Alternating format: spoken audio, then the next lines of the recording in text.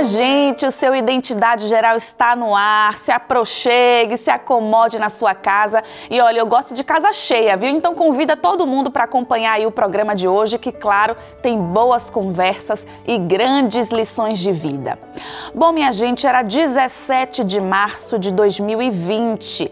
Naquela data foi confirmada a primeira morte no país causada pela Covid-19. Eu não esqueço esse dia porque era justamente o dia do meu aniversário.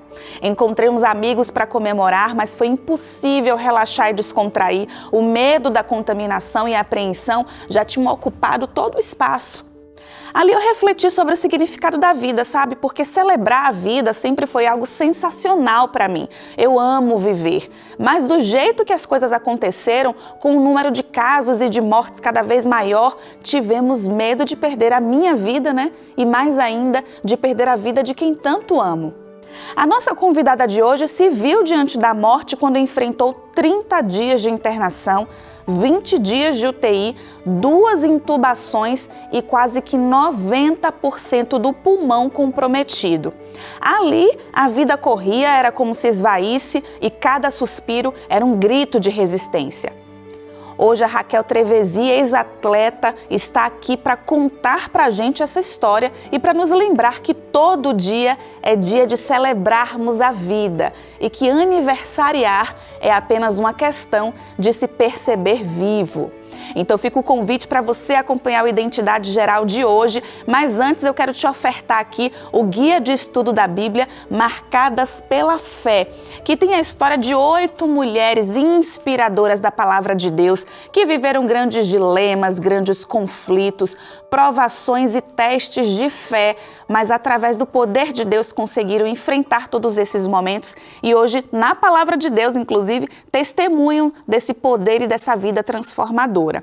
Para você pedir é muito simples, 0 operadora 12 21 27 3121. Através desse número você liga para cá em horário comercial, tá bom? E pede lá o seu guia de estudo ofertado pelo programa Identidade Geral. Eu quero que coloque lá Identidade Geral, hein, minha gente? E você também pode pedir agora mesmo, essa é inclusive a minha sugestão, que você mande uma mensagem agorinha, 012 9 8244 0077. Aí você manda uma mensagem para esse número e pede também o seu guia ofertado pelo programa Identidade Geral.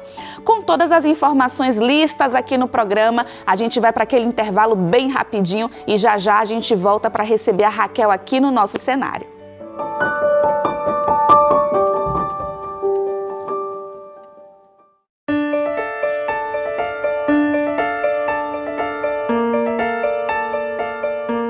Já estamos de volta, minha gente. Hoje o Identidade Geral vai receber aqui a ex-atleta Raquel Trevesi. Ela vai contar sobre uma fase da sua vida em que foi contaminada pela Covid-19, perdão.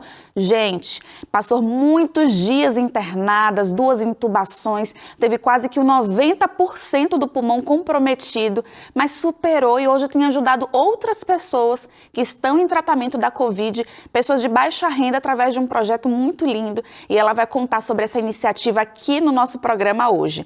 Então vamos lá abrir a porta para a nossa convidada ilustre. Boa noite, Raquel, tudo bem? Como é que você está? Boa noite, minha querida. Boa noite, é um prazer ter você aqui. Por favor, sinta-se em casa, sinta-se no aconchego da Casa da Baiana aqui. Obrigada pelo convite, Luiz. Olha, é um prazer eu que estar super aqui. agradeço por você ter topado essa ideia de dividir aí sua história para inspirar muita gente, né? A gente precisa um pouquinho de doses de ânimo para enfrentar o dia a dia. Então, eu que super agradeço por você ter vindo aqui. Muito obrigada. Eu costumo dizer que se cada vez que eu falar e tocar um coração, minha missão já está feita. Ah, com certeza. Então, vamos cumprir essa missão hoje aqui. Vamos. Me conta aí como foi. Você é atleta, ali toda trabalhada no CrossFit, Sim. uma vida dinâmica, de repente teve aí a contaminação da Covid, né?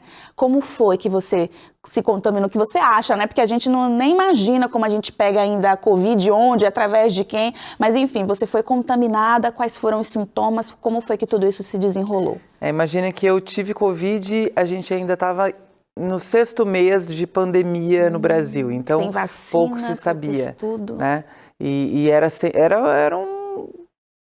era uma terra de ninguém. Ninguém sabia absolutamente nada da doença e ainda dizia que uma pessoa como eu acreditava-se na época, atleta, sem comorbidades, na época eu tinha 38 anos, alimentação saudável, não bebo, não fumo, uma vida totalmente que vai contra aquilo que se acreditava, né?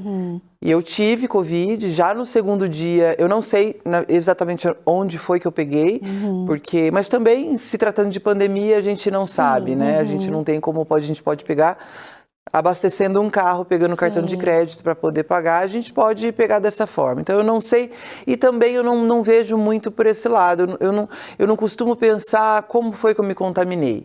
Eu acredito muito nos propósitos, eu acredito muito que eu deveria sim ter vivido essa história para que hoje eu vivesse tudo que eu estou vivendo e proporcionar tudo que eu estou proporcionando. Então, eu não me lamento de absolutamente nada, nada pelo que eu vivi, assim. A minha história, eu vejo como uma história muito rica, com Deus presente em todo instante, e que se Deus falasse, me ordenasse, olha, viva, que você precisa viver isso neste momento, eu viveria tudo de novo, eu não tenho o que falar.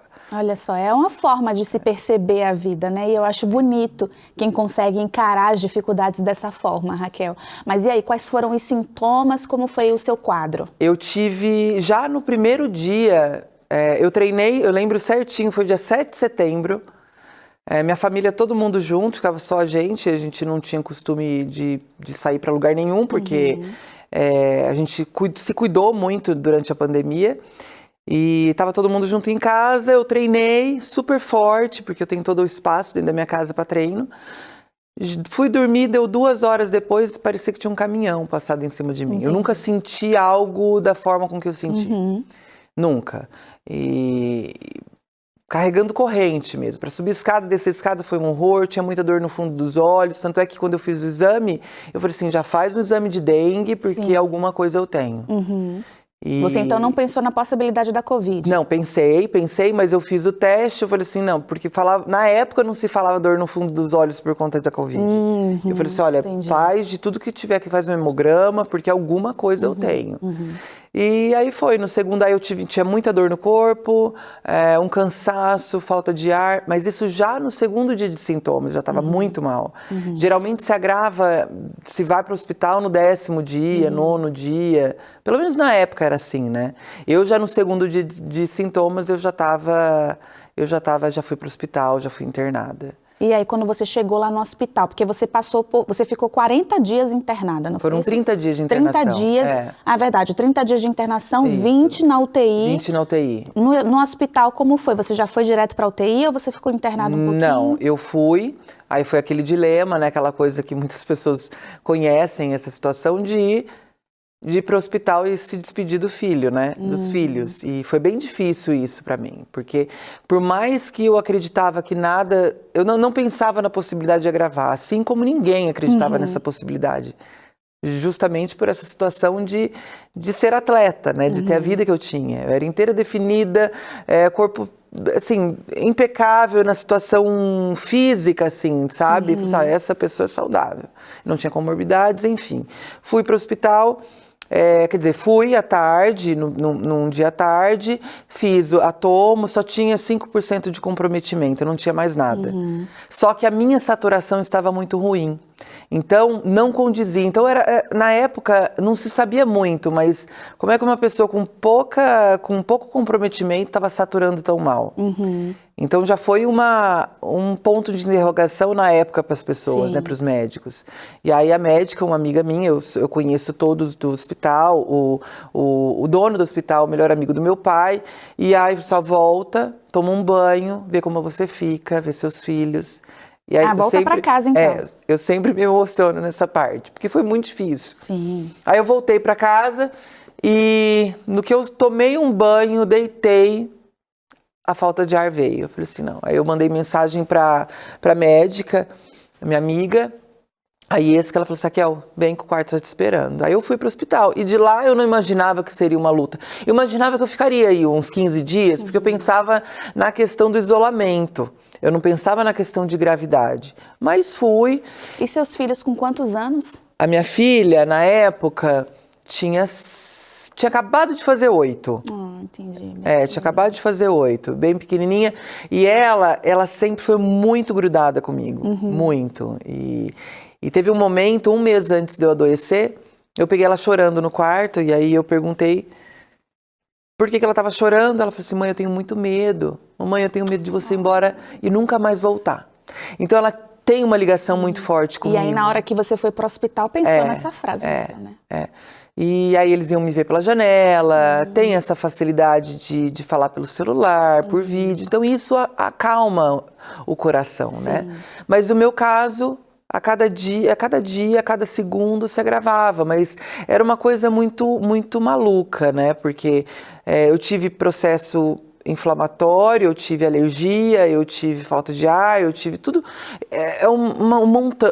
Vai virando uma bola de neve. Mas eu não pensava na UTI. Eu não pensava. Eu estava muito mal, eu estava bem ruim e o comprometimento foi subindo, né? Aí foi para 50, até um ponto que à noite o médico veio falar para mim que me encaminharia para UTI. Aquilo para mim, eu falei assim, porque para mim UTI, naquele momento, era sinônimo de intubação. Sim. Intubação, para mim, era um sinônimo de caminho sem volta. Eu não via uma possibilidade de retorno. Até porque muitas pessoas que estavam sendo intubadas, né, elas não voltavam. E o índice é muito grande, né? E é grande também no processo de extubação, de pessoas que extubam e não conseguem ficar fora do tubo. Sim, e ali foi o ápice da gravidade. Quer dizer, você foi para UTI, ainda nem foi o ápice, né? Não, aí eu desesperei, né?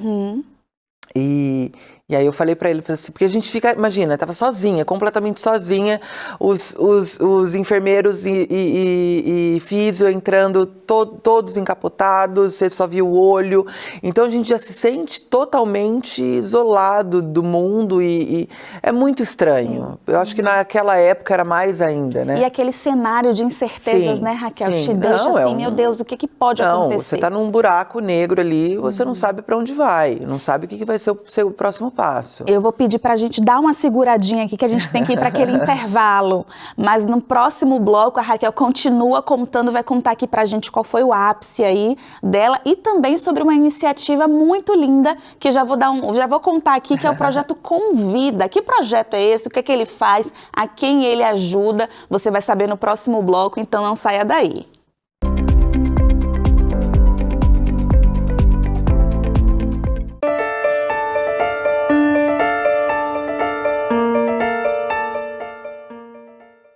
Já estamos de volta, hoje a gente tem a honra de receber aqui a Raquel, que está contando aqui um momento bem delicado da sua vida, né, Raquel?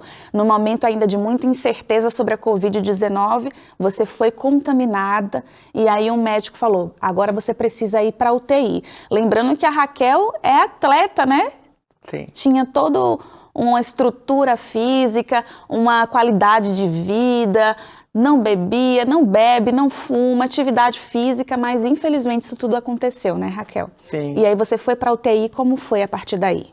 Eu acredito muito que Deus lá atrás me preparou. Filha, você tem uma missão para cumprir, mas para isso você precisa de um corpo forte. Foi aí que eu me apaixonei pelo esporte. Eu acredito muito que eu estava preparada para passar por isso e as coisas aconteceram como deveria acontecer. E aí eu fui, eu chorei muito e o que mais me deixou mal, assim, uma sensação muito estranha era saber que o médico chamou meu marido para me levar da porta do quarto até a porta da UTI. Eu falei assim, não, então tem a possibilidade de eu não sair de lá nunca mais, né? Porque é uma situação de despedida, né? Foi questão de, sei lá, 5 metros, ele me encaminhou, ele veio de casa para me encaminhar e eu pensei, o negócio tá feio. E aí eu fui, eu fiquei um dia mais ou menos, meu caso começou a ficar pior, eu cheguei a mais de 85% de comprometimento pulmonar. Eu comecei a ver um movimento estranho dentro do meu leito, foi aí que eu falei assim, vamos me entubar? E aí foi o médico, veio e falou assim, olha Raquel, o teu caso está muito grave, eu preciso, é a chance que a gente tem, eu preciso para descansar o seu pulmão. E eu falei assim, eu preciso pegar esse homem de um jeito, né? Eu falei assim, eu deixo, mas você me promete que vai me trazer de volta? Eu tenho 2 filhos para criar. Nossa. Aquilo é algo assim que não tem explicação. Não tem. Até hoje eu olho para minha história e falo, meu Deus, que história é essa? Sabe, é uma coisa muito forte. Lidar com o incerto, o desconhecido é muito difícil, né? E aí depois você passou por uma outra intubação. Como foi? Você foi estubada, não deu certo? Quando eu fui todo o processo de estubação, a primeira estubação, eu não consegui ficar 3 horas fora do tubo. Foi aí que eu tive que ser entubada. Foi toda aquela manobra no pulmão para respirar, a fisioterapia num lado, outra do outro, outra com a máscara, aquela coisa que a gente vê na TV mesmo, sabe, em filme. E eu lembro de tudo isso. O normal é não lembrarem antes, nem durante, nem depois. Você se lembra, eu você lembro fica em de tudo. estado de coma, não é? Lembro. Eu voltei pro tubo e foi quando eles escolheram me deixar muito bem acordada, para não ter o problema de não conseguir ficar fora. Entendi. E aí eu fiquei totalmente acordada, entubada, conversando com o tubo na boca para poder me estubar. E foi aí que eu fui estubada. Mas durante esse tempo eu fiquei pronada por 18 horas, aquele movimento, aquela posição de barriga para baixo. Bruxo, né?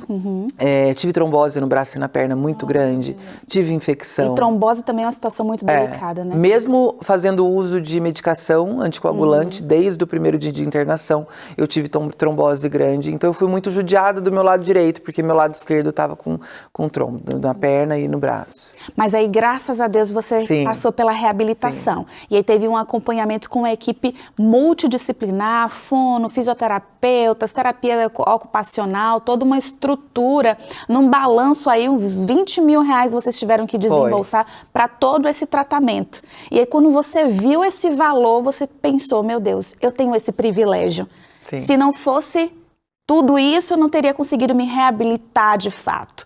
E as pessoas que não têm essa condição, e as pessoas em vulnerabilidade social, e as pessoas de baixa renda, foi a partir daí que veio o start para o Projeto Convida? Foi. Naquela situação, eu saí sem movimento nenhum do pescoço para baixo. Eu não mexi absolutamente nada e 25 quilos a menos. Eu tive que reaprender tudo. Então eu tinha fisioterapeuta 2 vezes por dia, eu tinha 3 turnos de enfermeiro dentro da minha casa.